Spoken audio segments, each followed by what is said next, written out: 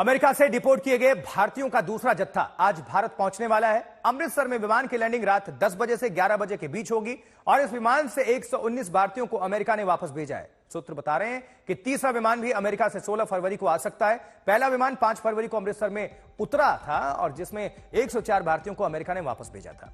आज अमेरिका से डिपोर्ट किए गए भारतीयों को लेकर दूसरा विमान अमृतसर आ रहा है। इस मामले को लेकर पंजाब के मुख्यमंत्री भगवंत मान ने कल केंद्र सरकार पर निशाना साधा। उन्होंने केंद्र सरकार पर पंजाब को बदनाम करने का आरोप लगाया। कल मान ने कहा कि अमेरिका से जो भारतीय डिपोर्ट किए जा रहे हैं उन्हें अमृतसर में ही क्यों उतारा जा रहा है।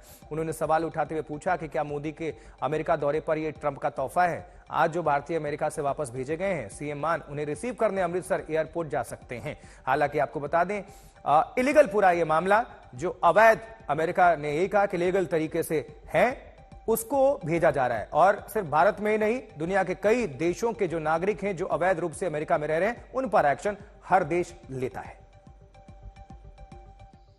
मुझे अमृतसर चुनने का क्राइटेरिया बता दो। ये पंजाब को बदनाम करने की साजिश नहीं। और एक परसों आ रहा है, 2 जा रहे हैं 16।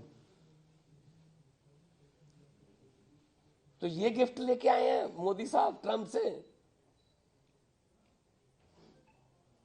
बहुत से देश जो है वो कह रहे हैं कि ठीक है आप निकाल दो। नाइजीरिया के प्रेसिडेंट का आपने बयान सुना?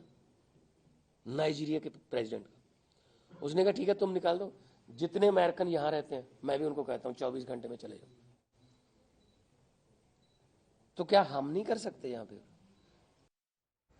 जितने अमेरिकन नहीं, जितने अवैध अमेरिकन अगर किसी भी देश में है तो देश को कार्रवाई करने का हक होता है। अगर भारत में भी कोई अवैध रूप से रह रहा है तो भारत भी उसको डिपोर्ट करता ही, जैसे बांग्लादेश में भेजा गया था अभी हाल फिलहाल। इस बीच बीजेपी ने पलटवार किया है। प्रवीण खंडेलवाल भारतीय जनता पार्टी से क्या कह रहे हैं, सुने। देखिए, बेहद अफसोस की बात है कि इतने संवेदनशील मानवीय विषय पर भगवंत मान राजनीति करने से बाज नहीं आ रहे हैं। ये और उनका ये बयान कहीं ना कहीं मानवीय जो मूल्य हैं उन पर एक गहरा आघात है। ये विषय पर भगवंत मान को राजनीति नहीं करनी चाहिए और इस पर लेकिन जहाँ तक आम आदमी पार्टी उसके नेताओं का सवाल है, उनको देश की रक्षा सुरक्षा से या देश में मानवीय मूल्यों से कोई लेना देना नहीं है। उन्हें केवल अपनी राजनीति चमकाना है। तो ऐसे लोगों को देश की जनता समझती है। अमन भारद्वाज का रुख करेंगे, हमारे साथ हमारे संवाददाता जुड़े हुए हैं। अमन, मेरा 2 प्रश्न है। पहला ये कि इसको लेकर क्या अपडेट आपके पास, जो विमान लैंड करेगा, लेकिन सियासत क्यों? ये सबको समझना चाहिए कि अवैध रूप से कोई भी किसी भी देश में रहता है तो उस देश को अधिकार रहता है, इलीगल लोगों को बाहर भेजा जाता है, तो फिर सवाल कहां खड़ा होता है?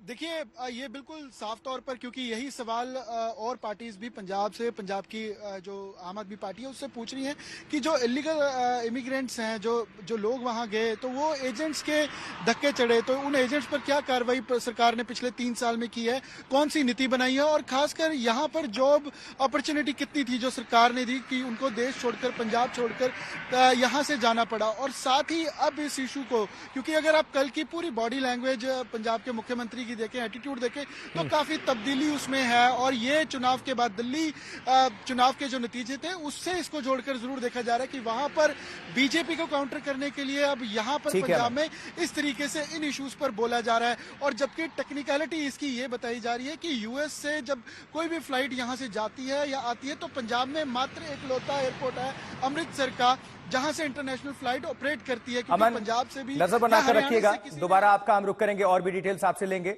देखिए, याद करिएगा, थोड़े दिन पहले ही में जब दिल्ली चुनाव अभी हो रहा था, तब भी बांग्लादेश के बहुत सारे जो यहां पर लोग थे जो इलीगल थे, भारत ने उनको डिपोर्ट किया था और मुंबई महाराष्ट्र से भी हुए थे। और ऐसे ही अगर कोई तारों के नीचे से आता है तो उसको बाहर किया जाता है। तो अमेरिका भी यही हवाला दे रहा है कि ये इलीगल है, इसलिए इनको बाहर भेजा रहा है, लीगल लोगों को नहीं।